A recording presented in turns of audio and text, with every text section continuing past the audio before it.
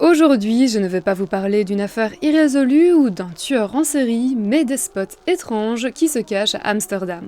Bonjour à tous, dans ce tout premier épisode des petits voyages glauques et insolites, je vais vous parler des lieux étonnants que j'ai visités lors de mon séjour à Amsterdam. C'est parti!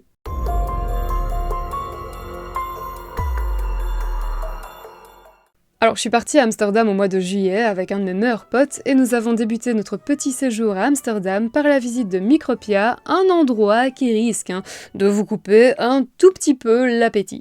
Bon, plus sérieusement, cet incroyable musée, ouvert en 2014, est en fait consacré à la vie microscopique. Après une courte vidéo diffusée sur le plafond de l'ascenseur, vous découvrirez dans ce lieu hautement insolite les différents micro-organismes qui vivent et se développent en nous ou sur nos objets du quotidien. Je me trouve actuellement sur ton téléphone.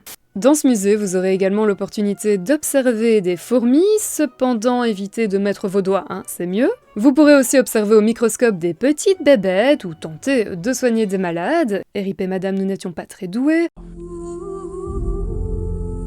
Ou encore apprendre des choses sur le caca ou respirer l'odeur d'aliments périmés. Ouais, je peux vous dire que les spaghettis ne sentaient pas très bon. Et même si j'ai failli vomir à cause de ces spaghettis, je vous recommande vraiment ce musée qui était très intéressant. On a vraiment appris plein de choses sur le monde microscopique qui en général est un sujet qu'on ne retrouve pas dans les musées.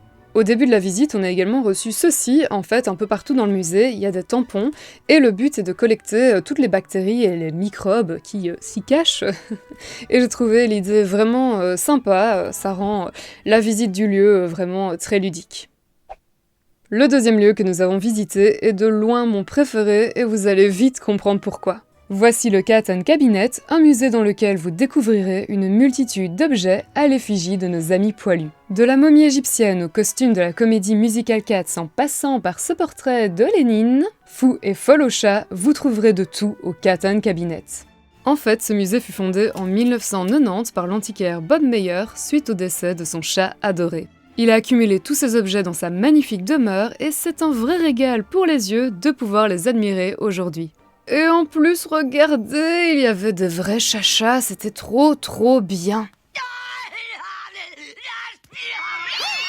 Maintenant que vous êtes bien détendus, on va parler d'un lieu bien creepy. Située au numéro 216 de la rue Amstel, cette demeure est connue sous le nom de la maison aux taches de sang.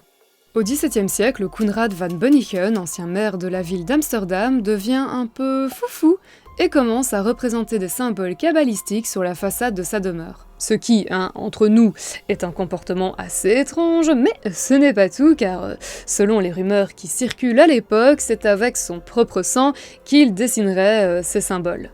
Et d'après la légende, les symboles seraient encore visibles aujourd'hui. Mais bon, je pense que ce que nous voyons là est l'œuvre de petits malins qui souhaitent simplement faire perdurer cette histoire assez glauque. Si jamais après avoir vu cette vidéo, vous souhaitez vous rendre sur place, je dois juste vous préciser que cette maison est en fait une propriété privée, donc restez respectueux. Changement d'ambiance avec le prochain lieu, puisque je vous emmène dans un hôtel 5 étoiles, mais avant ça, je dois juste vous parler quelques instants de l'Amsterdam Oersoep. Située en plein cœur de la ville, l'Amsterdam Oersoep est une galerie couverte rénovée en 2016 par les artistes Arno Koenen, Iris Roskam et Hans van Bentum. Et comme vous pouvez le voir, les motifs et sculptures de cette galerie sont assez surprenants. Mais parlons maintenant du grand hôtel Amrad, dont les bâtiments furent construits au début du XXe siècle pour accueillir les bureaux de 6 compagnies maritimes. Si je me suis rendue dans cet hôtel, et si je vous en parle aujourd'hui, ce n'est pas pour évoquer l'histoire de transport maritime, mais pour découvrir un ascenseur assez particulier. Ce type d'ascenseur se nomme un Pater Noster et normalement il est censé fonctionner en continu et ne pas posséder de porte. Sauf que l'entretien d'un tel ascenseur coûte assez cher et du coup le personnel de l'hôtel ne le fait fonctionner qu'à certaines occasions et malheureusement, je ne suis pas assez importante pour participer à ces occasions.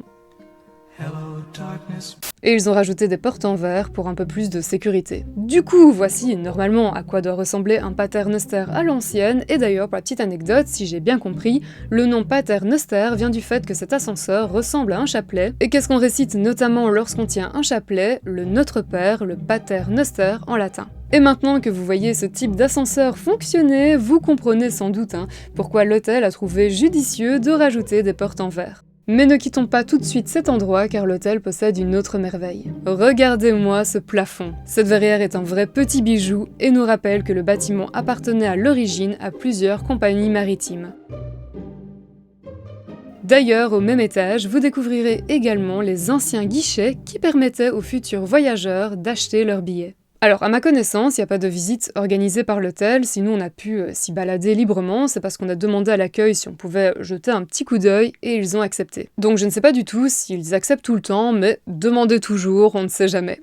Après ces nombreuses visites, il était temps de se poser un petit peu, et nous nous sommes arrêtés au Termarchenko, un restaurant de burgers. L'ambiance y était très sympa, les cocktails et la nourriture vraiment bons. Pour info, il y a une option burger végétarien, mais notre serveur n'a pas arrêté de nous oublier et c'était un peu pénible, on va pas se mentir. Alors je sais pas du tout si c'est habituel ou non dans ce resto, mais je préfère être honnête avec vous. La soirée n'était cependant pas terminée et nous nous sommes dirigés ensuite vers un bar à cocktail nommé le Flying Dutchman. Et est-ce que j'ai choisi ce bar parce que son nom fait référence au Hollandais volant le célèbre navire fantôme?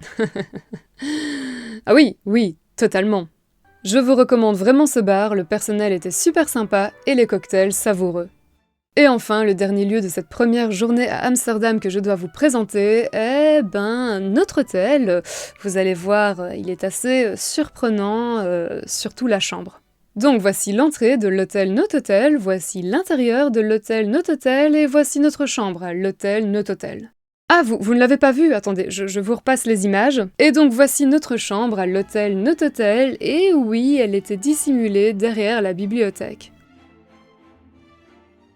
Franchement, pour une nuit, l'hôtel est très sympa. Maintenant, je vous le recommande pas pour un séjour de plusieurs jours, parce qu'on est quand même un peu à l'étroit, et en plus de ça, la salle de bain est commune. Après une nuit passée cachée derrière une bibliothèque, et je ne pensais pas dire un jour une telle phrase, nous sommes prêts pour cette seconde journée remplie de lieux insolites, et nous nous dirigeons vers l'Adam Tower, un immeuble de 80 mètres de haut. Pour la petite anecdote, avant de devenir une des attractions phares de la ville, cette tour, construite en 1970 par l'architecte Arthur Stahl, accueillait le siège de l'entreprise Shell. Mais tout ça, c'est du passé, car aujourd'hui à l'Adam Tower, vous découvrirez un ascenseur ultra rapide avec des jeux de lumière, un resto panoramique qui propose un très bon burger végétarien avec en bonus du pain noir comme mon âme, et un toit avec une des attractions les plus flippantes que j'ai faites dans ma vie. En fait, on avait acheté la veille nos billets en ligne, tout en buvant nos petits cocktails en mode « Eh, mais ça a l'air marrant ça, cette balançoire à 80 mètres au-dessus du sol. Ah ben, une fois bien sobre sur place, je vous assure qu'on ne rigolait plus du tout. J'ai vraiment hésité à monter là-dessus, mais vu que j'avais déjà payé ma place et que je ne supporte pas perdre mon argent, ben voilà. Ça ne se voit pas trop sur la photo, mais je vous jure que là, je suis littéralement morte de l'intérieur. I am dead inside. Pour nous remettre un peu de nos émotions, et on en avait vraiment besoin, nous sommes ensuite partis écouter de la musique au Pianola Museum. Situé dans un ancien commissariat, ce musée possède plus de 30 000 rouleaux à musique pour piano mécanique. Si comme nous, vous visitez cet endroit, vous aurez la chance de voir et surtout d'écouter votre guide jouer sur les différents pianos présents dans le musée,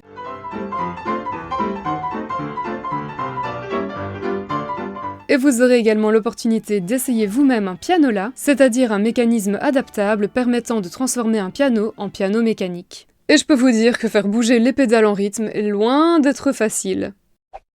Et voici déjà le dernier spot insolite de ce voyage qui est l'Amsterdam Dungeon. Alors pour ceux qui ne connaissent pas du tout, le Dungeon est une sorte de musée-spectacle immersif qui vous propose de découvrir de manière ludique les histoires sombres et glauques d'une ville. Et je ne peux malheureusement vous montrer de vidéo perso car il est en fait interdit de filmer à l'intérieur, donc voici un extrait de leur bande-annonce. C'était une expérience vraiment très chouette qui a duré un peu plus d'1 heure et je me réjouis vraiment de découvrir les dungeons des autres villes, surtout pour la boutique. Par contre, les visites ne se font qu'en anglais ou néerlandais et comme c'est un spectacle immersif, c'est quand même mieux d'être à l'aise avec l'une de ces deux langues. Merci pour votre attention et sachez que vous pouvez retrouver tous les sites internet des lieux que j'ai cités en barre d'infos. Merci aux tipeurs qui soutiennent la chaîne, prenez bien soin de vous et moi je vous dis à très bientôt pour une prochaine vidéo. Ciao!